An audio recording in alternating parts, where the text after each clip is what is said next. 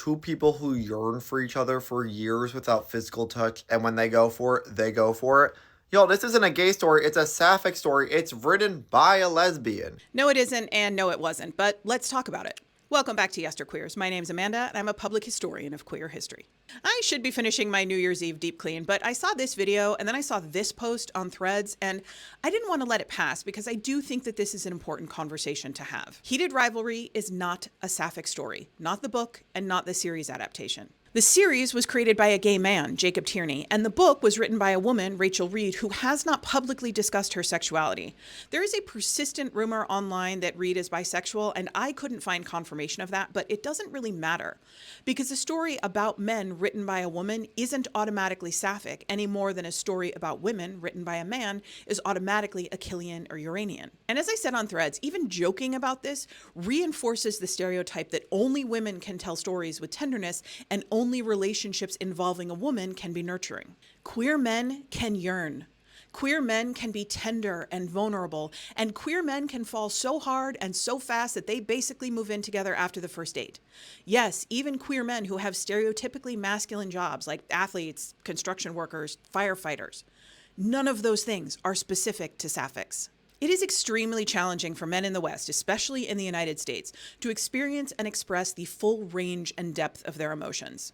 We talked the other day about how the Hays Code hardwired gender roles and opinions about sexuality into American culture. But this idea that men should be strong and stoic, that boys don't cry, goes back even further to about the Industrial Revolution. Prior to that, real men were expected to have access to a deep well of emotion. And in fact, it was believed that men had more natural emotional intelligence than women did. It's why we have so many male poets and why men dominated the arts in general.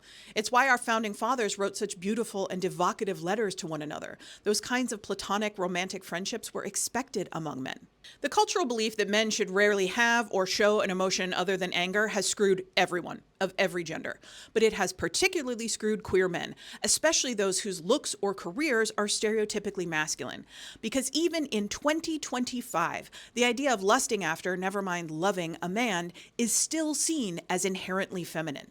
I probably need to do a whole other video about how the American ideal of masculinity crashed into the queer community after World War II and led to more than one generation of queer men thinking that the best they could possibly hope for was stolen moments of physical release.